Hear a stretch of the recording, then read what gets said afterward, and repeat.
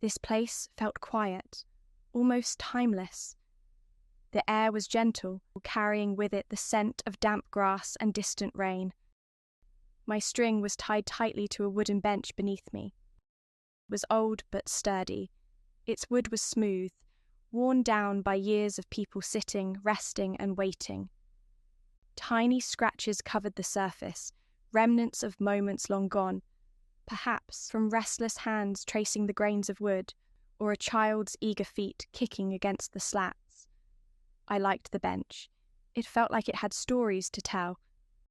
Sometimes the carousel spun, slowly, almost lazily, as if it were stretching after a long nap. Other times, it turned the other way, unwinding time, or so it seemed. And then, without warning, it would stop again, as silent as the stars. There was no pattern to its movement, no sound to its rhythm. It simply moved when it wanted to, as if it had a mind of its own. I didn't understand this place, but I liked it. There was something about the stillness, the quiet hum of the carousel, and the endless sky that made me feel safe. But sometimes I couldn't help but wonder, what is this place? Why am I here? I don't remember arriving here. Not exactly. My first clear memory is of waking up tied to this bench and seeing the carousel's golden glow. But there are fragments before that, pieces of something that feels like a dream. I remember the feeling of air rushing into me, not from a breath, but from a machine. A quick, effortless moment that changed me from nothing into something. I remember the string being tied to me, securing me, giving me purpose. Small hands gripped my string tightly, lifting me high, spinning me in circles. I danced above her, weightless and free. She laughed. I think I made her happy. But then the wind found me. It pulled gently at first, then with more insistence. Her fingers tightened, but I slipped away. I rose higher and higher beyond her reach. I can still see her face, her wide eyes, her outstretched hands, and the way she stood there motionless as I floated into the sky. I wonder if she watched me until I disappeared. I wonder if she remembers me. Now, I am here, this quiet place with its glowing carousel. Sometimes I feel like I'm waiting for something, though I don't know what. Other times, I feel like this is exactly where I'm supposed to be. The bench feels like home now. I've spent so much time tied to it that I've come to know every scratch, every curve of the wood. There's a story in each mark. Near the edge, there's a tiny heart carved into the surface. Someone, long ago, must have sat here and left that mark behind. Were they in love? Were they happy? I like to think so. In the grass near the bench, there's an old candy wrapper. Its colours have faded, bleached by years of sun and rain. I can still make out the faintest traces of red and yellow stripes, hints of the joy it must have once held. I imagine it being dropped by a child, maybe in the middle of a game or a fit of laughter. It's curled at the edges now, almost blending into the earth, but it's still here, like me. The carousel's lights flicker, pulling my attention back to it. Sometimes I feel like it's watching me too. Its movements are unpredictable, so deliberate, that I can't help but wonder if it's alive in some quiet, secret way. I like to think it remembers the children who once rode its horses, the laughter that once filled the air. Maybe it spins to remember, or maybe it spins for me. The night deepens and the air grows cooler. The woods beyond the park rustle softly, as if they're whispering secrets to one another. I can't see much beyond the tree line, but I've learned to listen. There's life out there. A fox passes by sometimes, her movement silent, her fur the colour of dying embers. I think she's curious about me. I think I'm curious about her too. The moths are braver. They drift toward the carousel's lights, their wings catching the golden glow as they circle lazily. I wonder if they think the lights are stars, or maybe they just like the warmth, the way I do. High above, an owl perches in the trees. She doesn't move, doesn't hoot, but I feel her watching. She's a silent guardian, keeping her secrets. This place is not empty. It's full of quiet company, of things that move softly through the night, of stories that linger in the air. And though I can't leave, though I am tied to this bench, I feel like I am a part of it all. The bench, the carousel, the stars, the fox, the owl, we are all here together. There are moments when the carousel moves that something shifts in the air. It is subtle, a change in the way the lights flicker, a hum just barely audible. In those moments, it feels as though the carousel is not just spinning, it is waking. And then they are here. Not in the way people are supposed to be, not flesh and bone, not footsteps and voices, but something of them lingers, faint and shimmering like sunlight through a thin curtain. The laughter is distant, but it feels close. The voices are soft, but I almost know what they're saying. The boy climbs onto the tallest horse, his sister right behind him. They're racing, as children do, shouting encouragements to their wooden steeds. The boy grips the pole with one hand and stretches the other toward a brass ring that isn't there anymore. His sister leans forward, her hair streaming behind her, her smile wide and unrestrained.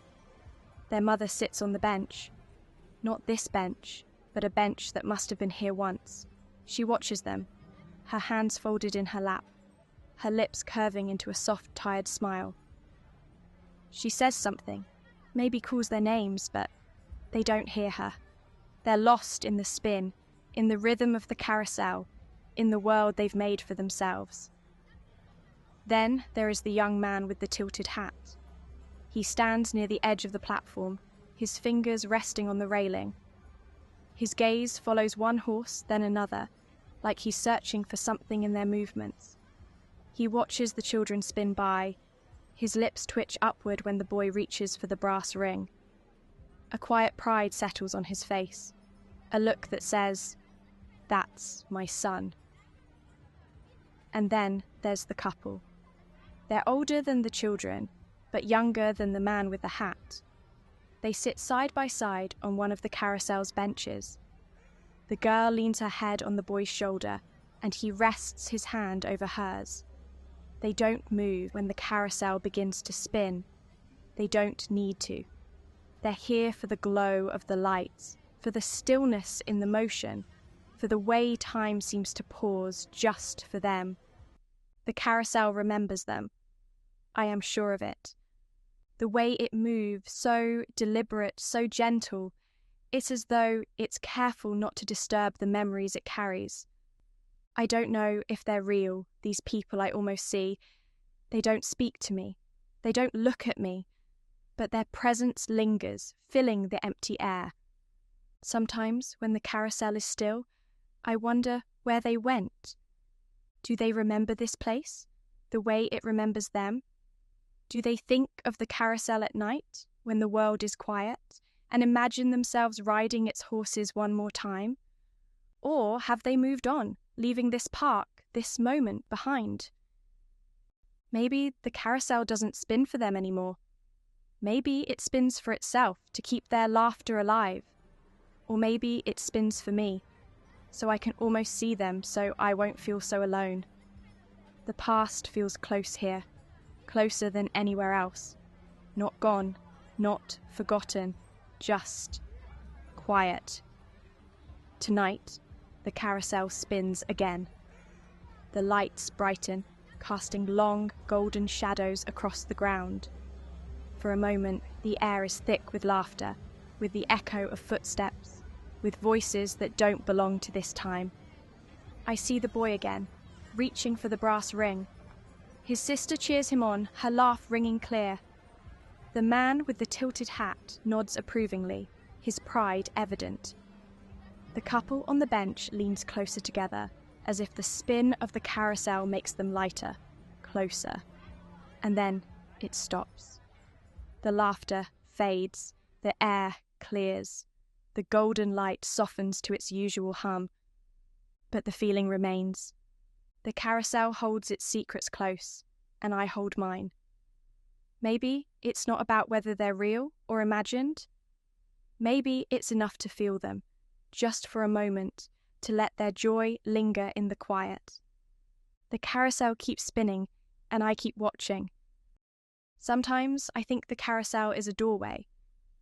Not the kind you can walk through, but the kind that exists between things. When it spins, it feels as though the past is closer. The scent of popcorn, the shuffle of feet against the ground. I wonder if the carousel can pull the past into the present.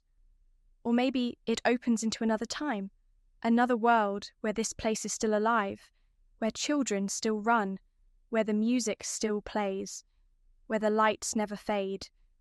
Maybe it spins to remind me that those moments aren't truly gone.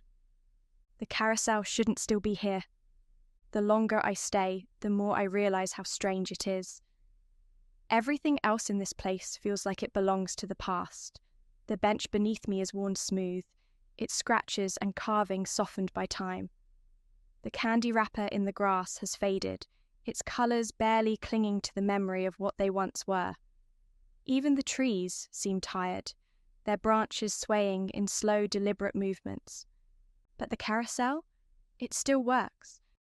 Its lights still glow, steady and golden, as though they've never gone dark. I can see no wires running through the grass, no generator humming faintly in the distance. The lights shine as if powered by something unseen, something the carousel holds onto without explanation. Did someone forget to turn it off? Did the workers long ago pack up the rest of the fair, the candy stands, the music tents, the other rides? But why did they leave this part of the carousel behind? Maybe they thought it was broken, too rusted to dismantle. Maybe they meant to come back for it, but never did. But if it was abandoned, why does it still work? Some nights I imagine the carousel being left behind, forgotten in the chaos of packing up the rest of the fair. There must have been laughter here once, crowds bustling around as children begged their parents for one last ride. A worker in overalls would have been in charge of the carousel, leaning against the control panel, watching the wooden horses spin. And then, one day, the crowds were gone. The workers took everything else, the Ferris wheel, the games, the bright tents. But for some reason, they left the carousel. Maybe they didn't have room for it. Or maybe they thought they'd come back, but the years passed and they forgot. But the carousel didn't forget. It stayed, and somehow it kept turning. Other nights, I wonder if it wasn't forgotten at all. What if it was left here on purpose? What if the people who built it wanted it to stay, like a gift to the park, a memory that would never fade? Maybe they hoped it would still spin, even without them. Maybe they knew it was special, that it didn't need anyone to press buttons or turn gears. But even then, how does it still have power? It doesn't make sense. There's no one here to maintain it. I've spent so much time wondering about this place, about why the carousel still works, why it feels so alive. The wind tugs at my string again, stronger this time. I feel it fraying, just slightly, the fibres loosening with each pull. For a moment, I wonder what it would be like to float again, to rise above the trees, to drift into the stars. The wind tugs at my string again, playful at first, then more insistent. I feel it pulling at me, and for the first time, I don't resist. I don't think I'm meant to stay anymore. The fibres of my string loosen, one by one. It isn't sudden. It's slow, almost gentle, as though the wind knows I need a moment to say goodbye. The bench, the candy wrapper, the trees, They've been my world for so long. The carousel's golden glow flickers once as if it's watching me. I wish I could thank them for the quiet, for the waiting, for making this place feel like home. And then the last strand of my string gives way. I can feel it's time to go. The wind catches me immediately, lifting me higher, higher until the bench and the carousel grow smaller below. I no longer remember why I was tied to the bench. I no longer remember the child who held me, the laughter that once filled the air, the carousel's secret hum. All that's left is the feeling of floating. Light. Free. The wind carries me forward and I let it. And then there is nothing but the stars.